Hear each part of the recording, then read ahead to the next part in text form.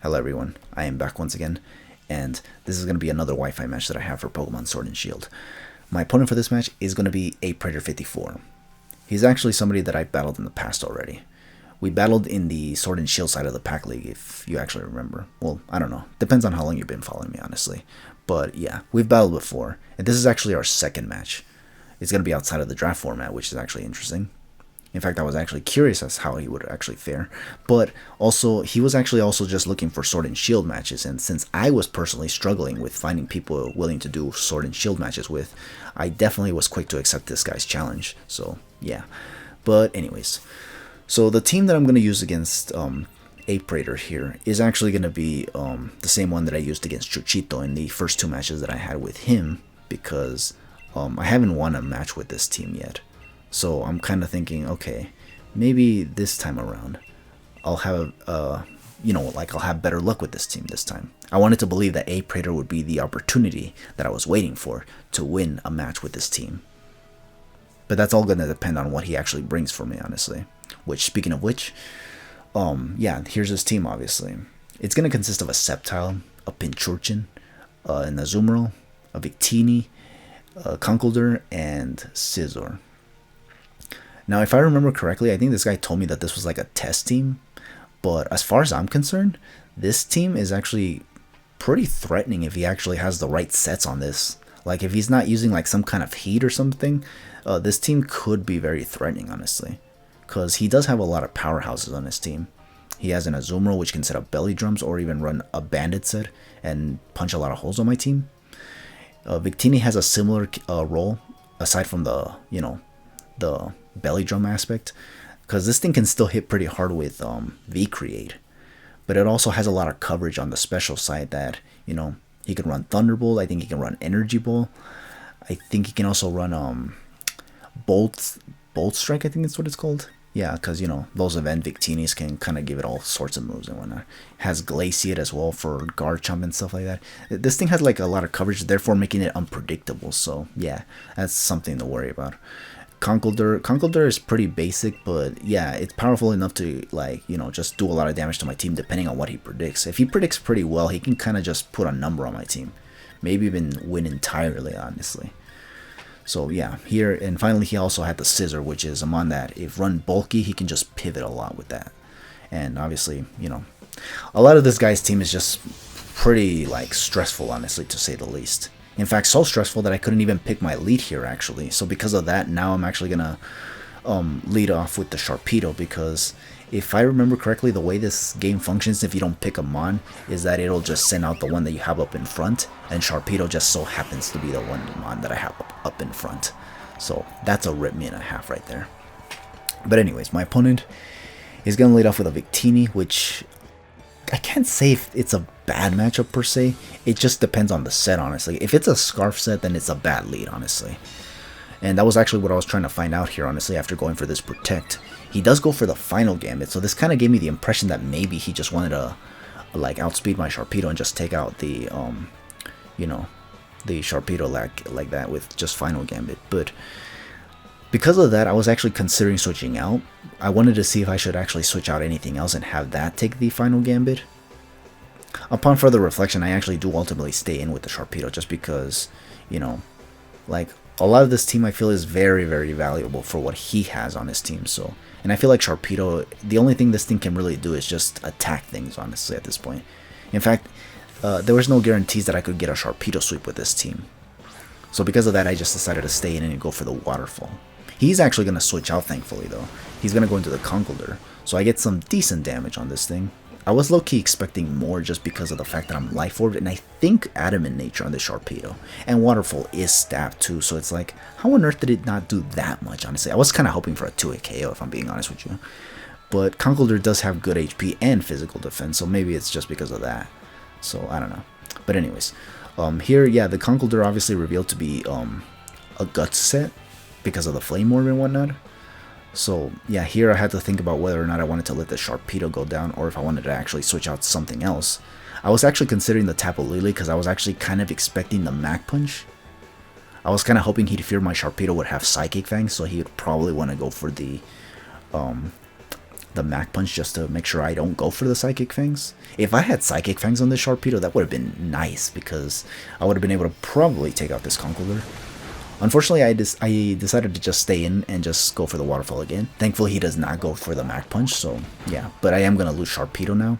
He's actually going to go for the Facade, interestingly enough. I thought he was going to go for the Drain Punch, predicting something else to switch in, but he went for the Facade, interestingly enough. Which is still scary because it's Guts boosted, and you know, Facade is basically like another power-up to that as well. So yeah, it was like, that was actually very, very scary. I'm kind of glad I didn't switch out, honestly.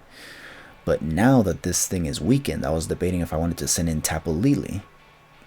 I was thinking about this, but I think I ultimately just end up going into Rotom, because if I send out Tapu Lele, sure, I may be able to take out the Conkeldurr, but then he'll get a safe switch into the Scizor, which can definitely take any hit Tapu Lele has, and then just go for the U-turn and then send out a Mon accordingly, and that's just not what I want, honestly. The last thing I want is give this guy switch initiative, so because of that, I ended up sending in the Rotom instead. And with this Rotom, I believe I actually try to go for the Volt Switch, just in case he tries to switch out the Conkeldurr by trying to preserve something, you know, like just in case he tries to save the Conkeldurr for like Death Fodder later or something, you know. So because of that, I actually just went for the Volt Switch here. He just goes for the Mach Punch just to get some damage on my Rotom, which is fine. And I do have to show what mon I sent out now, though, which, yeah, was kind of like looking to be the Garchomp, honestly, just because, I don't know, Garchomp was just the fastest mon on my team, it seems. So because of that, I just decided, you know, to send it out so that way I can see what he wants to bring in. And if I am forced to switch out, maybe just bring back in the Rotom, I don't know, depending on what he sends out, obviously. I was thinking very carefully. I was making sure I actually wanted to send in Garchomp, because again, like, his team is kind of stressful. I feel like if I send out the wrong mon, I could actually be paying for it dearly later. So yeah, but as you can see right here, he's thinking about it. I think he ends up switching in the Victini here, actually, if I'm remembering correctly. I think he sends out the Victini here. Yeah, he does. Okay, so yeah, the Victini. Because he sent it in on my Garchomp, I was thinking that this thing was Scarfed again, because my Garchomp is not Scarfed. So, and I was thinking that he'll probably go for the Glaciate, so I decided to send in Corviknight. For some reason, I probably should have sent out the Rotom, but I guess I was fearing the Psychic, honestly. The Psychic, like, if he were to predict me. But I was actually more so expecting the Glaciate, but if I was expecting that, I should have probably sent in the Rotom. But I guess this was like the middle ground switch in, honestly, because, you know, in case he goes for Psychic rather than Glaciate, you know. But yeah, so he went for the Glaciate. Here, I still had doubts. Like, I wasn't, yeah, like, I was more convinced that it was Choice Scarf, but I still had some doubts. So because of that, I decided to do one more thing here to kind of test this Victini to see if it's actually Choice Scarf. Like, to, like, you know, make it definitive that he is not Choice Scarf, you know. Or if he is or not, you know. So here what I'm going to do basically is send out the Rotom to see if he switches it up to a Fire move. Because on Corviknight, you definitely want to go for a Fire move, unless you have Bolt Strike, honestly.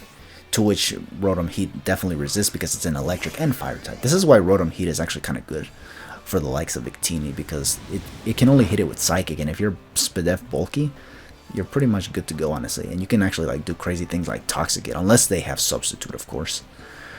But yeah, so here he went for the Heat Wave, so that's fine with me, honestly. I think I stayed in trying to either go for a Toxic or went for the Volt Switch. I didn't pay attention here, honestly. But yeah, I decided to just, you know, stay in and try to attack this thing, obviously. Here my opponent's thinking of what he wants to do.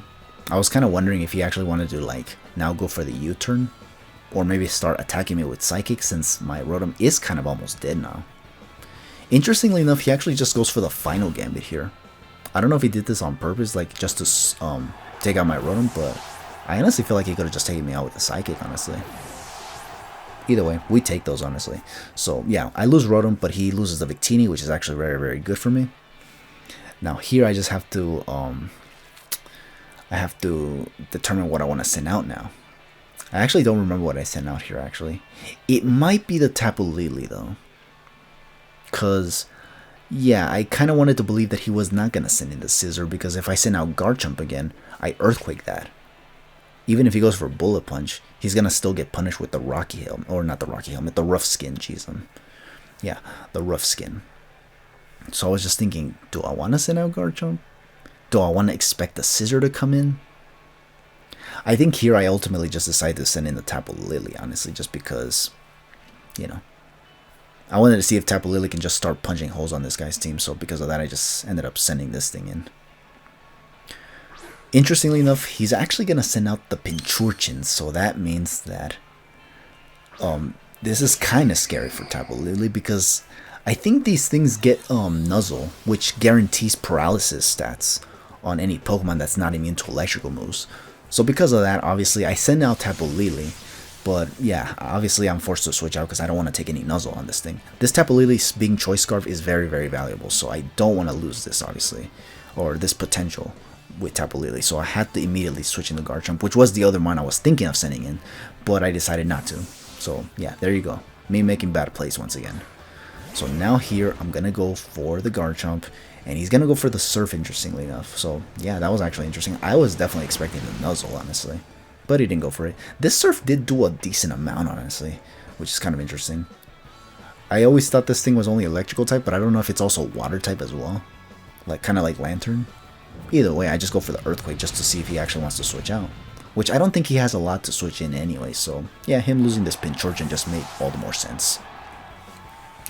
But yeah, so with Pinchurchin out of the way, I think here he decides to, yeah, he sends out the Sceptile. So this Sceptile, interestingly enough, because he set up the electrical terrain with the Pinchurchin, he's now going to get the Unburden with the electrical seed and get his defense up, basically, which is pretty obnoxious, actually, because here I'm basically put in another situation that I was put in the Packley, where this thing gets to set up a Swords Dance and then just destroy my entire team, basically.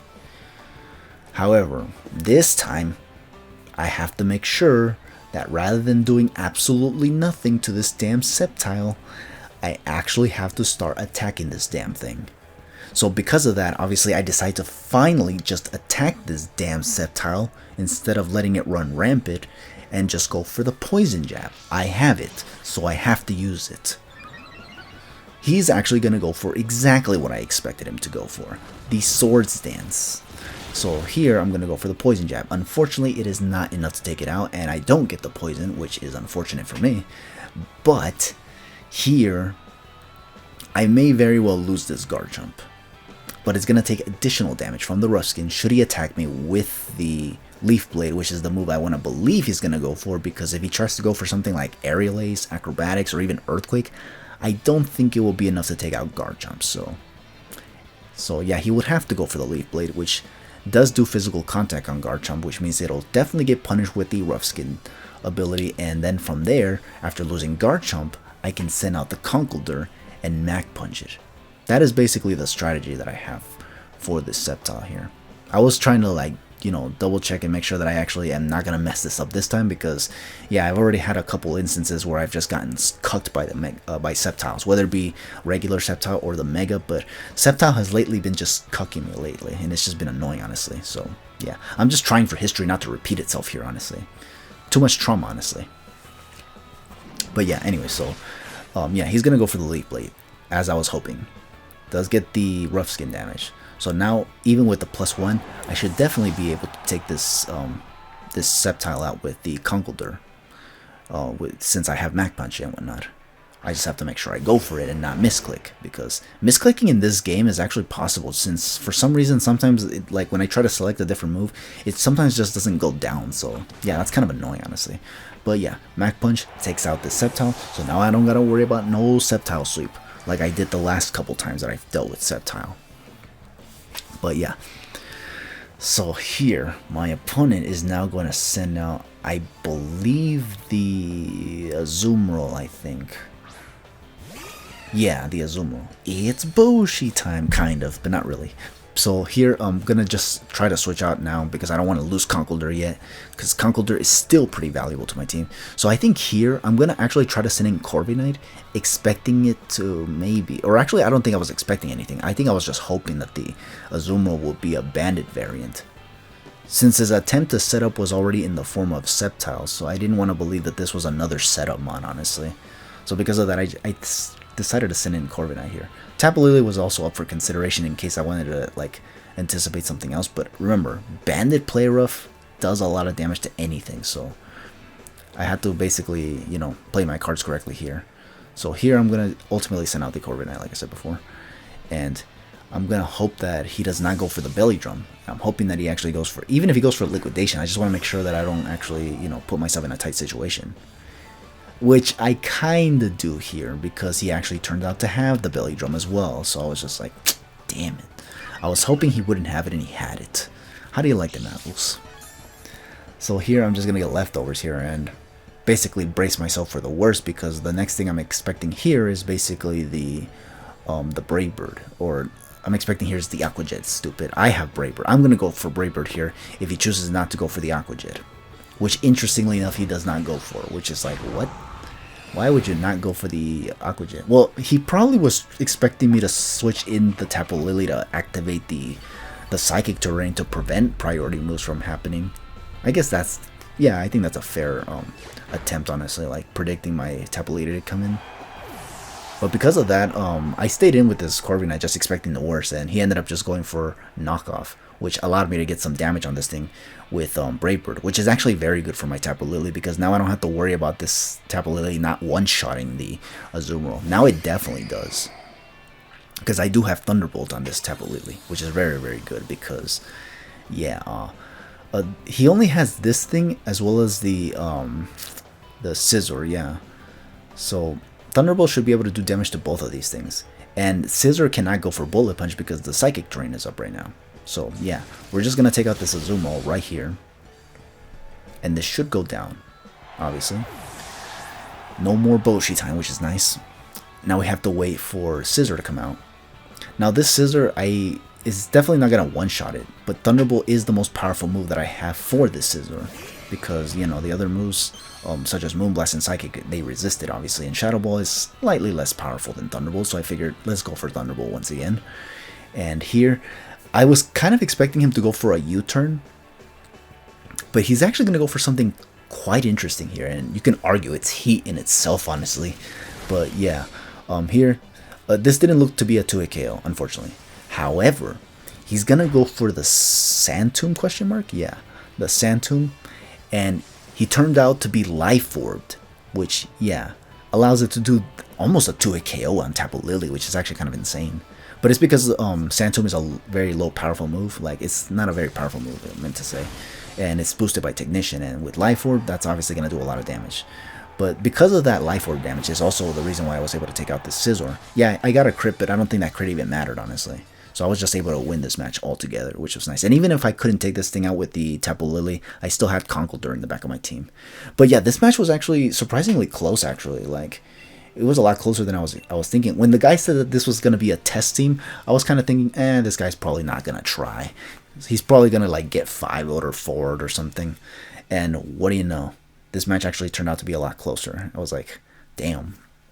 But yeah, so we won this match once again, which is nice.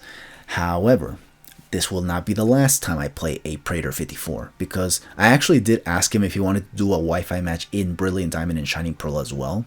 Since we already battled once in Sword and Shield, we battled once in the draft format, so I figured why not battle in Brilliant Diamond and Shining Pearl now, honestly. We haven't battled in that game yet, so, and it's part of Generation 8, so why not, you know? And thankfully he accepted, honestly. That's going to be the next match that I showcase the next time I get a video up, so. But for this match, yeah, we're done, so. Thank you all for watching it, and hope to catch you guys for the next match whenever I get to it. For now, just take it easy, and have yourselves a good one.